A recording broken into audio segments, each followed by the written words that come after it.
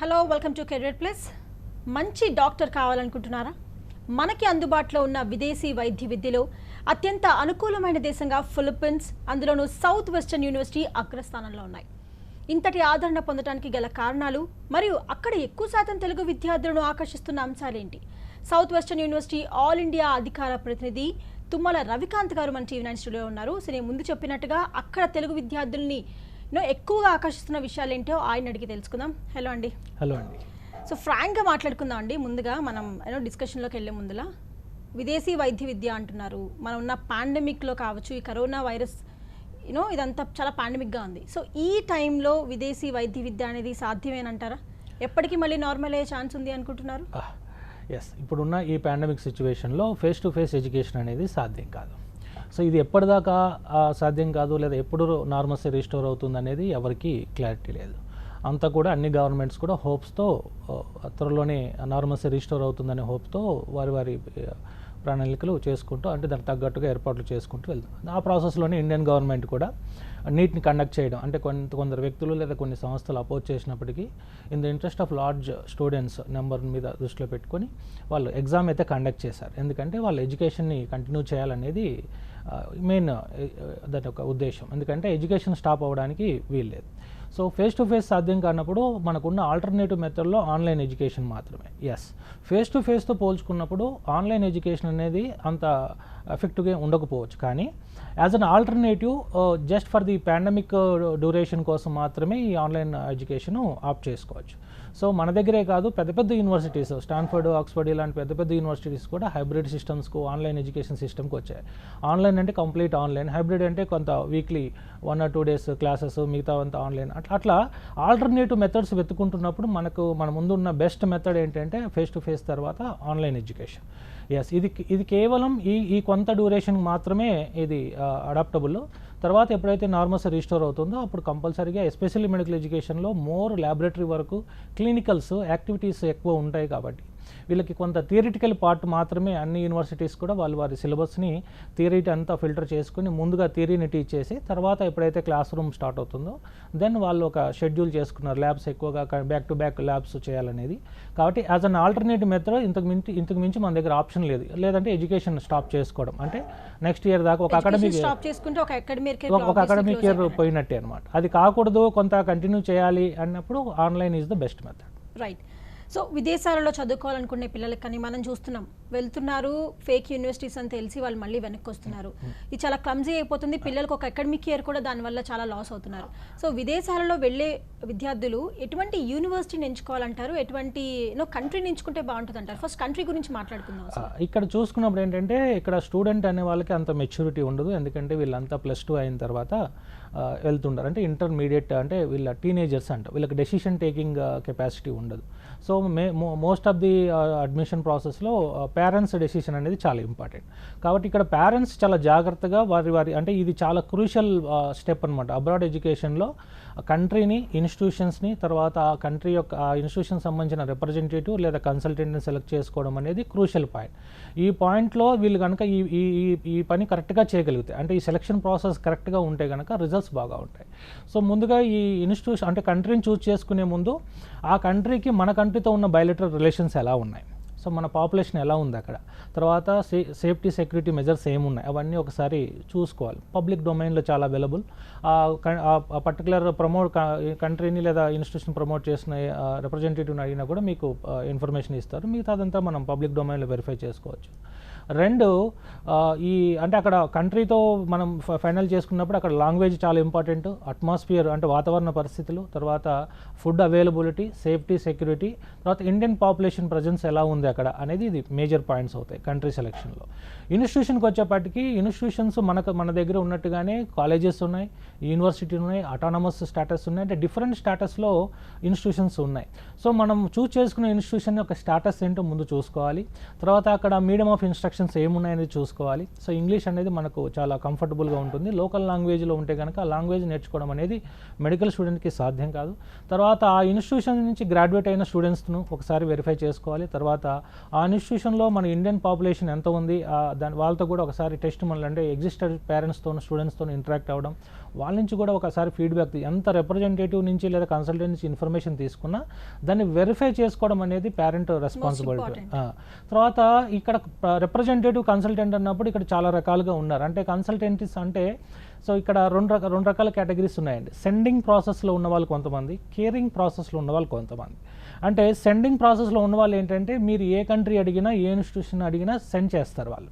అంటే admission process complete చేసి మీకు అడ్మిషన్ కన్ఫర్మ్ చేసి మీకు సెండ్ చేస్తారు, అంతవరకే చేయగలరు. సెండ్ చేసే సెక్షన్లో ఉన్నవాడు సెండ్ మాత్రమే చేయగలడు, కేర్ ఎప్పటికీ చేయలేడు.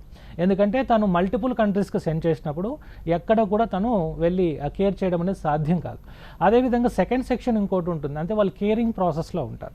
అంటే కేరింగ్ ప్రాసెస్ అంటే ఏంటంటే వీళ్ళ అడ్మిషన్ దగ్గర నుంచి గ్రాడ్యుయేషన్ దాకా, అంటే వెళ్ళిన తర్వాత వీళ్ళ అకాడమిక్స్ పర్ఫార్మెన్స్ కానీ, ఫుడ్ ప్రొవైడ్ కానీ, సేఫ్టీ సెక్యూరిటీ కావచ్చు, ట్రాన్స్పోర్టేషన్ కావచ్చు, 5 years వీళ్ళతో జర్నీ చేస్తూ గ్రాడ్యుయేషన్ దాకా కంప్లీట్ అయ్యేదాకా ఉంటూ, ఆ గ్రాడ్యుయేషన్ తర్వాత లైసెన్స్ ఎగ్జామ్లో కూడా వీళ్ళకి ట్రైనింగ్స్ ఇవన్నీ ఇచ్చి ఒక లైసెన్స్ డాక్టర్గా పేరెంట్కి హ్యాండ్ ఓవర్ చేసేదాకా ఇది కేరింగ్ ప్రాసెస్. ఇది చేస్తున్నవాడు అంటే ఈ కేరింగ్ ప్రాసెస్లో ఉన్న రిప్రజెంటేటివ్ లేదా కన్సల్టెంట్ సెండింగ్ ప్రాసెస్లో చేయలేడు. ఎందుకంటే మల్టిపుల్ సెండ్ చేసేవాడు కేర్ చేయలేడు, కేర్ చేస్తున్నవాడు మల్టిపుల్ ఇది చేయలేడు. ఎందుకంటే అది నేచర్కి ఆపోజిట్, అది సాధ్యం కాదు. ఎవరైనా చెప్పినా అది అబద్ధం. కాబట్టి నేనేం చెప్తానంటే ఏ కంట్రీ అయినా మీరు చూస్ చేసుకున్నా లేదా ఏ ఇన్స్టిట్యూషన్ చూస్ చేసుకున్నా ఈ రిప్రజెంటేటివ్ కన్సల్టెంట్ని బాగా చూస్ చేసుకోవాలి. అంటే ఈ సెండింగ్ ప్రాసెస్లో ఉన్న వాళ్ళు ఎంఎస్ ఎడ్యుకేషన్ అంటే మాస్టర్స్కి వెళ్ళే వాళ్ళకి సూట్ అవుతారు. ఎందుకంటే అక్కడ స్టూడెంట్ నేచరు ఆల్రెడీ గ్రాడ్యుయేట్ అయి ఉంటాడు, ఒక ఏజ్ వచ్చి ఉంటుంది, ఒక మెంటల్ మెచ్యూరిటీ వచ్చి ఉంటుంది, ఏది మంచి ఏది చూడని తెలుసుకుని అక్కడ తను సొంతంగా సర్వైవ్ అవ్వగలిగిన ఒక శక్తి సామర్థ్యాలు ఆ స్టూడెంట్కి ఉంటాయి ఆ ఏజ్లో. సో తర్వాత వెళ్తున్న కంట్రీస్ కూడా ఈ ఎంఎస్ ఎడ్యుకేషన్ బాగా ఎక్స్ప్లోర్ అయిన మార్కెట్ అంతా కూడా first world countries, rich countries. So Indian population కావచ్చు, లేదా పబ్లిక్ డొమైన్లో ఇన్ఫర్మేషన్ కావచ్చు, లేదా ఆ స్టూడెంట్కి ఆ నేచర్ ఉంటుంది, యూనివర్సిటీతో కమ్యూనికేట్ చేసుకుని మెయిల్ చేసుకుని ఇన్ఫర్మేషన్ కలెక్ట్ చేయడము. కాబట్టి ఓన్లీ అడ్మిషన్ ప్రాసెస్ చేస్తే చాలు, అంటే సెండింగ్ ప్రాసెస్లో ఉన్న కన్సల్టెంట్ వాళ్ళకి సూట్ అవుతాడు. కానీ ఇక్కడ ఇక్కడ అండర్ గ్రాడ్యుయేషన్కి వెళ్తున్న స్టూడెంట్స్ ఎప్పుడు కూడా వాళ్ళు ఇంటర్మీడియట్ కంప్లీట్ చేసి జస్ట్ కాలేజ్ నుంచి బయటకు వచ్చి ఉంటారు. అంటే వాళ్ళు టీనేజర్స్. వాళ్ళకి అక్కడ పంపించిన తర్వాత వాళ్ళకి కనుక కేరింగ్ ప్రాసెస్ లేకపోతే 90% రిజల్ట్స్ సరిగ్గా రావండి, 90% రావు. ఎందుకంటున్నానంటే వీళ్ళ ఏజ్ కావచ్చు, లేదా ఈ ఏజ్లో సహజ సిద్ధంగా ఉండే టెంప్టేషన్స్ కావచ్చు ఉంటుంది, కానీ అక్కడ వాడు సర్వైవ్ అవ్వడానికి ఆ టెంప్టేషన్స్ కావచ్చు, వీళ్ళకి ఉండే మెంటల్ స్టెబిలిటీ, కంట్రోలింగ్ పవర్ కావచ్చు, చాలా ఫ్రీడమ్ అవైలబుల్ ఉంటుంది. సో కాబట్టి వీటన్నిటి నుంచి వాళ్ళని ప్రొటెక్ట్ చేసే ఒక బ్రదర్ లాంటి, లేదా ఒక ఫ్రెండ్ లాంటి, లేదా ఒక గార్డియన్ లాంటి ఒక కన్సల్టెంట్ కావాలి. అది కేరింగ్ ప్రాసెస్లో ఉన్న వాళ్ళు మాత్రమే చేయగలుగుతారు. సింపుల్ థింగ్ ఏంటంటే కేరింగ్ చేయగలిగిన వాడు మల్టిపుల్ ప్రాసెస్ చేయలేడు. అంటే నేను సపోజ్ ఒక 10 కంట్రీలకు పంపించాను అనుకోండి, ఎక్కడ ఎవరికి జస్టిస్ చేయలేను. అదే ఒకే ఇన్స్టిట్యూషన్ ఒకే కంట్రీని చూస్ చేసుకున్నాను అనుకోండి, సో ఫుల్ సైకిల్ వాళ్ళకి సర్వీస్ చేయడానికి స్కోప్ ఉంటుంది. కాబట్టి పేరెంట్స్ ఈ సెలక్షన్ ప్రాసెస్ అనేది సరిగ్గా చేసుకోవాలి. అన్ఫార్చునేట్లీ ఏంటంటే మార్కెట్లో హడావిడి అడ్వర్టైజ్మెంట్స్ అవి చూసి చాలా వరకు రాంగ్, అంటే ఎవరో మా స్టూడెంట్ మా ఊరు నుంచి ఎవరో వెళ్ళారు కాబట్టి మేము కూడా వెళ్తాం, లేదా మా అబ్బాయి చదువుతున్న కాలేజ్ నుంచి ఎవరో అక్కడ ఉన్నారట వెళ్తాం, లేదా మా క్యాస్ట్ బేస్డ్ అతను కాబట్టి మేము వెళ్తాం. ఈ రాంగ్ నోడ్ ఆఫ్ దీంట్లో ఉంటారు. అది చాలా రాంగ్ అండి. ఎందుకంటే చాలామంది పేరెంట్స్ కూడా చాలా సిల్లీగా వ్యవహరిస్తున్నారు. ఎందుకంటే ఒక సెల్ ఫోన్ కొన్నట్టుగానో, లేదా ఒక బట్టల షాప్కి వెళ్ళి పిల్లాడి కోసం బట్టలు కొన్నట్టుగానో వచ్చి మా దగ్గరికి పేరెంట్ మాత్రం వస్తాడు డెసిషన్ తీసుకోవడానికి.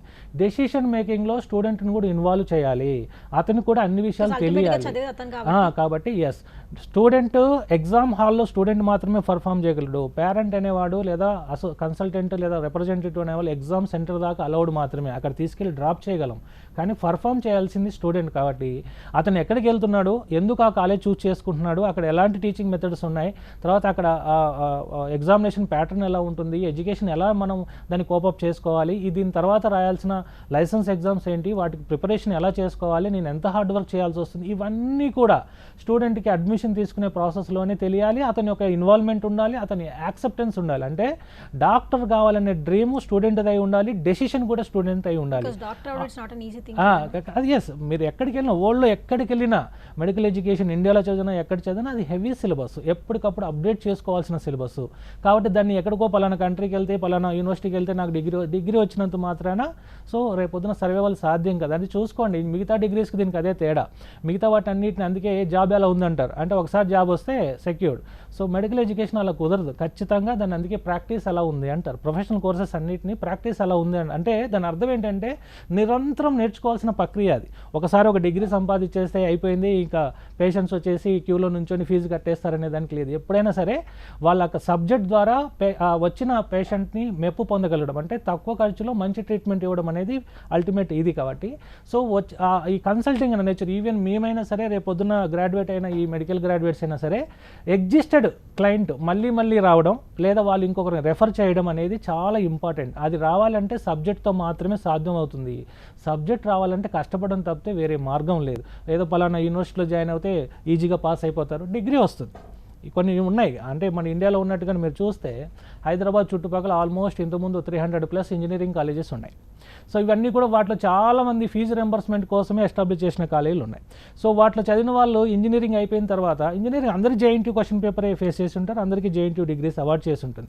చాలామంది బయటకు వచ్చిన తర్వాత చిన్న జాబులు అంటే 10,000 రూపాయల శాలరీ కూడా సంపాదించలేని స్థాయికి వెళ్తారు. అదే ఈ హైదరాబాద్లో CBIT లాంటి లేదా ఇంకా వేరే JBIT లాంటి చాలా మంచి ఇన్స్టిట్యూషన్స్ ఉన్నాయి. అందులో చదివిన తర్వాత మంచి ప్లేస్మెంట్స్ వస్తున్నాయి. అంటే అర్థం ఏంటంటే మనం డిగ్రీ సంపాదించడం అనేది గోల్ కాకూడదు, సబ్జెక్ట్ సంపాదించడం అనేది గోల్ కావాలి. అంటే సబ్జెక్ట్ సంపాదించాలంటే ఇవన్నీ పారామీటర్స్ చూసుకోవాల్సిందే. ఓన్లీ డిగ్రీ ఇప్పుడు సపోజ్ నాకు ఏదైనా ఆక్స్ఫర్డ్ యూనివర్సిటీలో ఒక అడ్మిషన్ వచ్చి ఆక్స్ఫర్డ్కి వెళ్ళినంత మాత్రాన నేను ఆక్స్ఫర్డ్ వర్త్ నాకు వచ్చేది, అక్కడికి వెళ్ళి నేను నాలెడ్జ్ని అంతా గెయిన్ చేసుకోవాలి. దానికి హార్డ్ వర్క్ తప్పితే ఇంకొక ఇది లేదు. కాబట్టి సెలక్షన్ ప్రాసెస్ చాలా క్రూషియల్. ఇందులో పేరెంట్స్ లేదా స్టూడెంట్స్ చాలా సిల్లీగా డెసిషన్ తీసుకుంటున్నారు. సో ఇది ఒకసారి డెసిషన్ తీసుకుంటే ఇది కెరీర్కి చాలా క్రూషియల్ పాయింట్. అంటే ఇప్పుడు దాకా వాళ్ళు కంటిన్యూ చేసిన 12 years ఎడ్యుకేషన్ ఒక ఎత్తు అయితే, ఇక నుంచి చదవబోయి 5.5 years ఎడ్యుకేషన్ ఏదైతే ఉందో అది చాలా క్రూషియల్. ఇదే కెరీర్ ఇస్తుంది.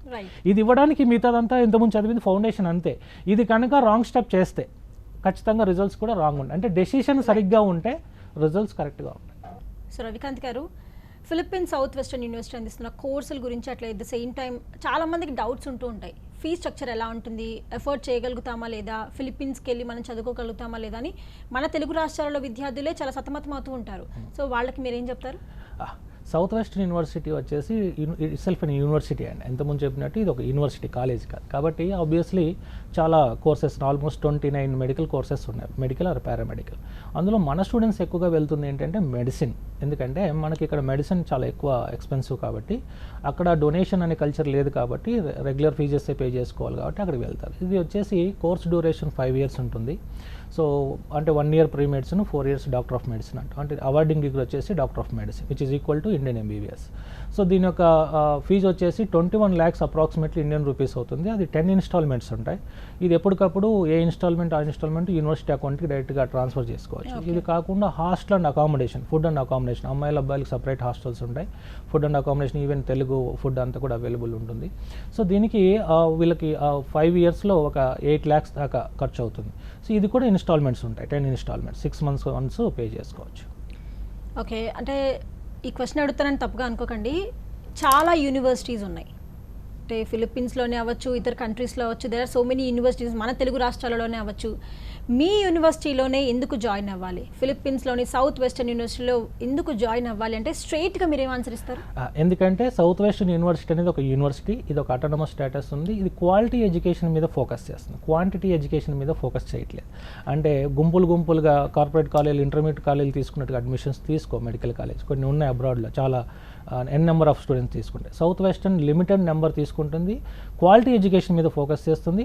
దానికి అడిషనల్గా విజ్డమ్ ఓవర్సీస్ కేరింగ్ ప్రాసెస్లో ఉండడం అనేది ఈ అంశాలు కారణంగా సౌత్ వెస్టర్న్ ఇండియన్ స్టూడెంట్స్కి, ఎస్పెషల్లీ తెలుగు స్టూడెంట్స్కి బాగా అంటే కంఫర్టబుల్గా ఉండే ఇన్స్టిట్యూషన్ అని నేను చెప్పగలుగుతాను.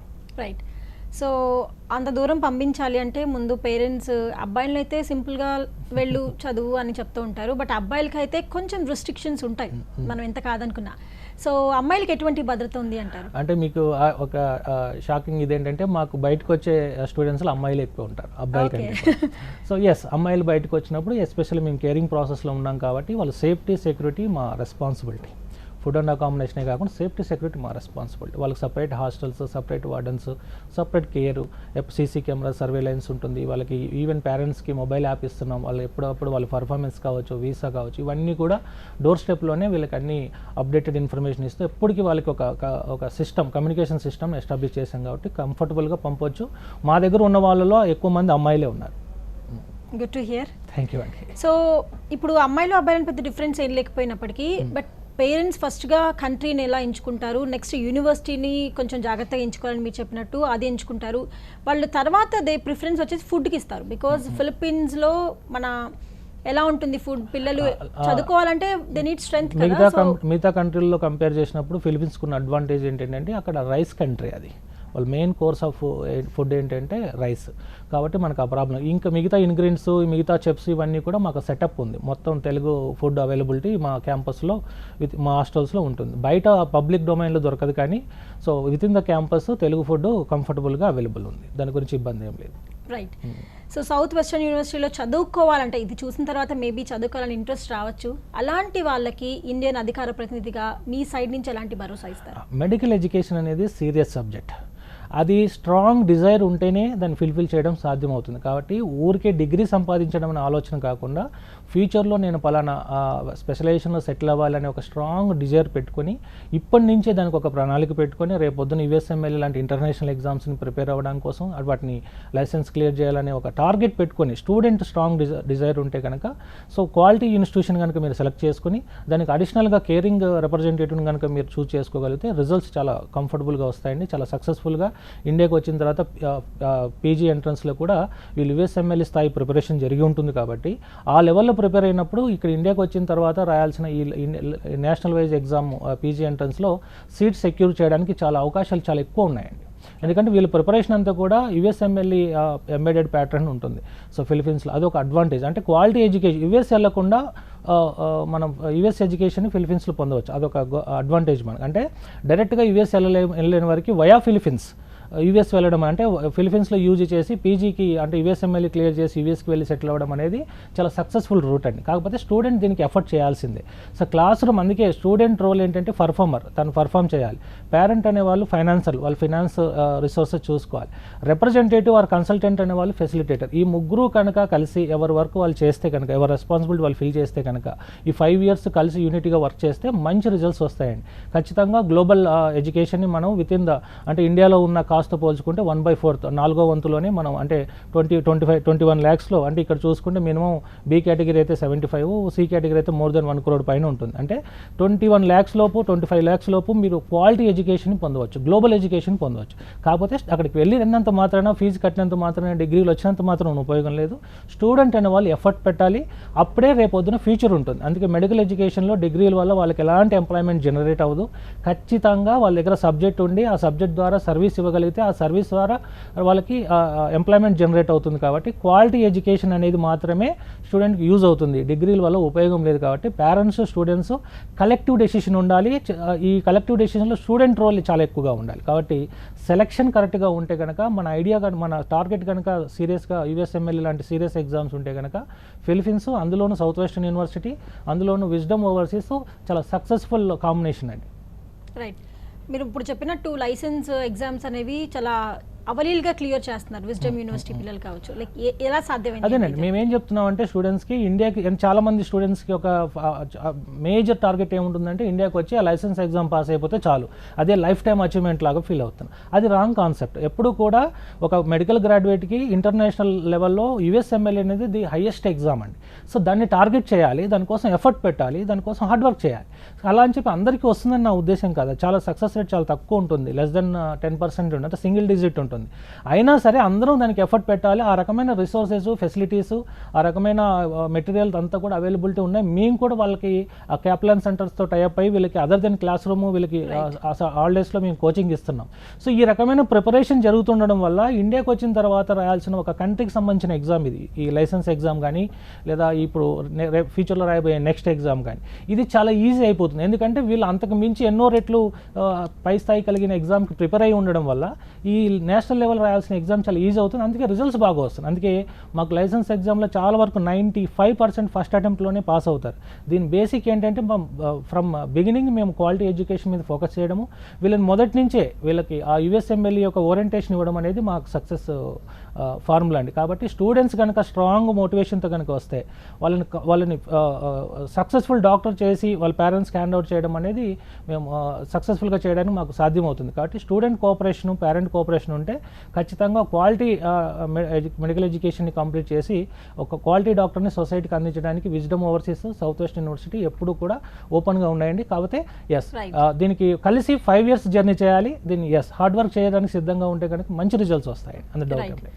సో ముందుగా మనం అనుకున్నట్టు ఈ అకాడమిక్ ఇయర్ అయినా ఫేస్ టు ఫేస్ ఆన్లైన్ ఇవన్నీ కాకుండా విదేశీ వైద్య విద్య అని ఏదైతే మనం అంటున్నామో వాళ్ళ కళని వాళ్ళు సాకారం చేసుకోవాలి, అదర్ కంట్రీస్కి వెళ్ళని మనస్ఫూర్తిగా కోరుకుందాం. సో ఇది వాళ్ళకి రెడ్ ప్లేస్ అప్డేట్స్ కంటిన్యూ అవుతాయి. చూస్తూనే ఉండండి టీవీ9.